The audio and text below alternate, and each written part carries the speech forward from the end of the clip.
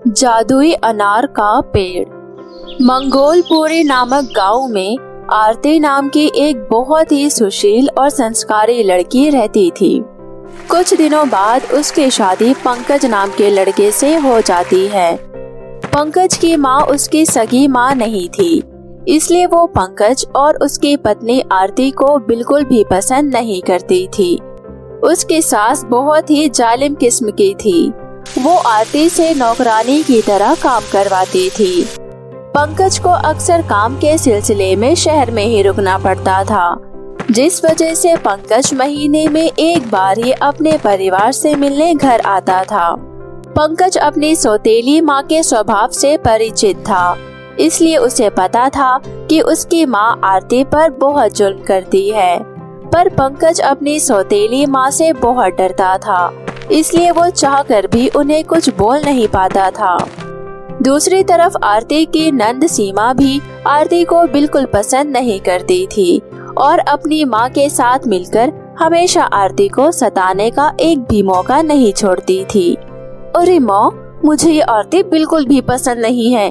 इसके घर वाले भी एक नंबर के भिखारी हैं। दहेज में भी एक फुटी कौड़ी तक नहीं दी।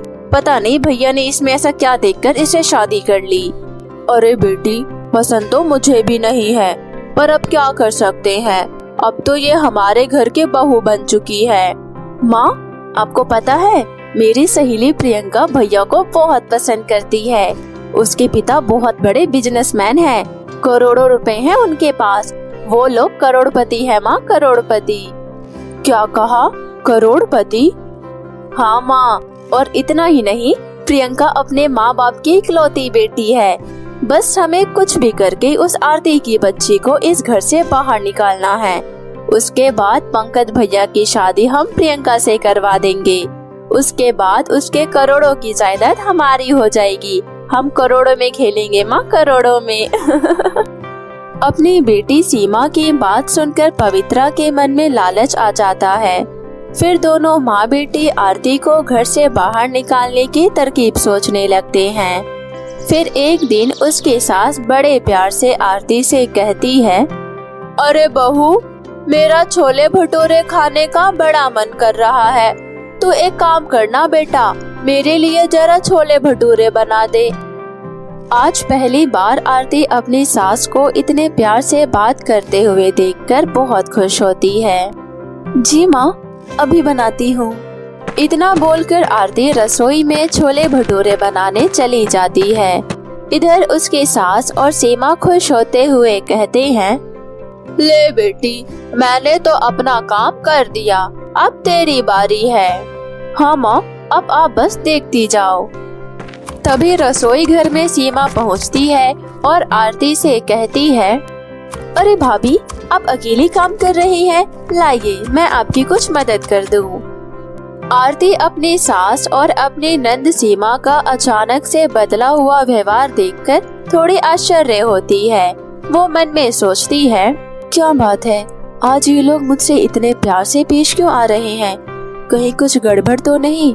अरे नहीं नहीं, मैं भी कितनी पागल हूँ, पता नहीं क्या क्या सोचती रहती हूँ। शायद अब इन्हें मैं पसंद आने लगी हूँ। चलो, भगवान का लाख लाख शुक्र है। भोली भाली आरती को लगता है उसकी सास और उसके नंद उसे पसंद करने लगी है, परंतु सच्चाई तो कुछ और ही थी। क्या सोच रही हो भाभी? कुछ नहीं सीमा। तो चलिए हम दोनों मिलकर छोले भटूरे बनाते हैं। सीमा आरती की मदद करने का ढोंग करने लगती है और मौका पाकर ही सिलेंडर की पाइप को चाकू से थोड़ा काट देती है, जिस वजह से गैस लीक करने लगता है। तभी सीमा कहती है, ओ भाभी, अचानक से मुझे याद आया कि मुझे मेरी सहेली के घर उसकी किताब लौटाने उसके घर जाना है। तो भाभी, अब मुझे माफ करना, अब मैं आपकी मदद नहीं कर पाऊंगी। इतना बोलकर सीमा रसोई घर से बाहर आ जाती है। तभी थोड़ी देर में रसोई घर में लगातार गैस लीक होने की वजह से सिलेंडर फट जाता है। आरती आग में बुरी तरह से झुलस जाती है।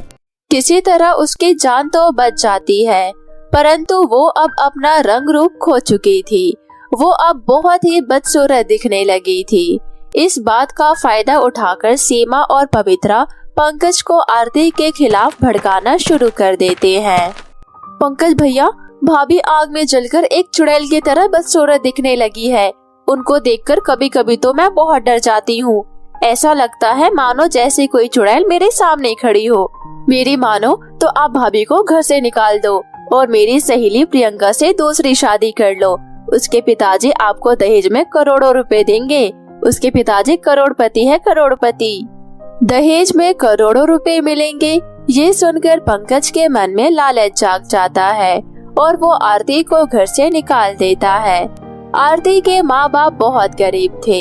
आरती इस हालत में वापस अपने घर जाकर अपने माँ बाप पर बोझ नहीं बनना चाहती थी, इसलिए वो दुखी होकर जंगल की ओर चली जाती है।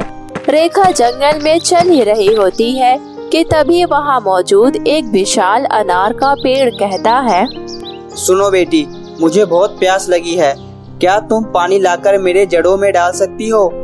आरती पेड़ को इस तरह से बोलता हुआ देख चौंक जाती है। आप पेड़ होकर बोल कैसे सकते हैं? बेटी, मैं कोई साधारण पेड़ नहीं हूँ, मैं एक जादुई पेड़ हूँ, इसलिए मैं इंसानों की तरह बातें कर सकता हूँ। कृपया करके थोड़ा सा पानी लाकर मेरे जड़ों में डाल दो, मुझे बहुत प्यास लगी है। ये सुनकर आरती पास वाली नदी से पानी लाकर पेड़ के जड़ों में डाल देती है। पेड़ कहता है, बेटी, तुम बहुत ही अच्छी हो और बहुत ही नेक हो, मैं तुमसे बहुत प्रसन्न हुआ, इसलिए मैं तुम्हें एक वरदान देना चाहता हूँ। इतना कहकर वो अनार का पेड़ आरती को बहुत ही सुंदर बना देता है। तभी उस पेड़ से एक अनार टूटकर नीचे गिर जाता है। बेटी, तुम इस अनार को अपने साथ ले जाओ, यह तुम्हारी हर इच्छा पूरी करेगा। फिर आरती वो अनार लेकर वहाँ से चली जाती है। वो जैसे ही जंगल पार करके दूसरे गांव पहुँचती है, तभी अचानक उसके हाथ से वो अनार छूटकर नीचे गिर जाता है। तभी वहाँ एक बहुत ही बड़ा आलीशान घर बन जाता है।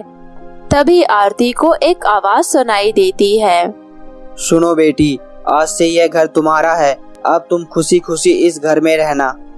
ये सब सुनकर आरती बहुत खुश होती है और खुशी खुशी उस घर के अंदर जाती है। उस घर में उसके जरूरत की सारी चीजें मौजूद होती है।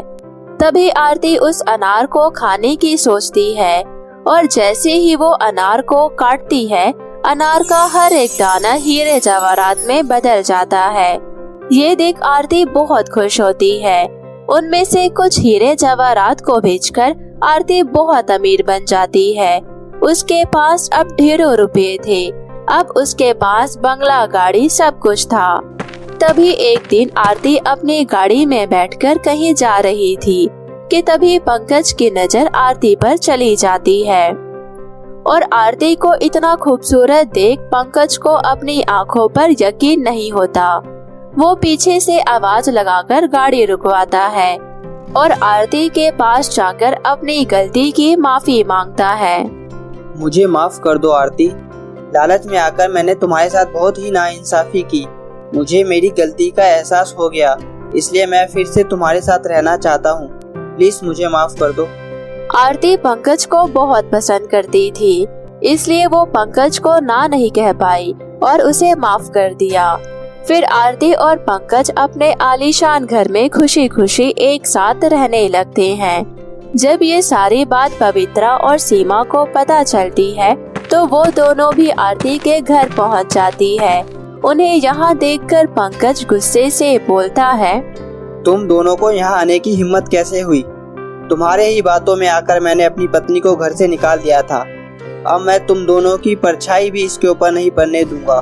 अगर तुम दोनों अपनी सलामती चाहती हो तो इसी वक्त यहाँ से चली जाओ। इस तरह पंकज अपनी लालची माँ और अपनी बहन को वहाँ से भगा देता है और अपनी पत्नी आरती के साथ हंसी खुशी से रहने लगता है। तो मेरे प्यारे दोस्तों, इस कहानी से हमें ये सीख मिलती है कि हमें लालच में आकर कभी कोई गलत काम नहीं करना चाहिए। और हाँ दोस्तों, अगर आपने अब तक मेरे चैनल मिनी एंजल टीवी को सब्सक्राइब नहीं किया है तो जल्दी से नीचे लाल बटन दबाकर अभी सब्सक्राइब कर ले और साथ ही इस बेल आइकन को दबाना ना भूलें। तो मिलती हूँ मैं आपसे फिर किसी नई कहानी के साथ। तब तक अपना ध्यान रखें।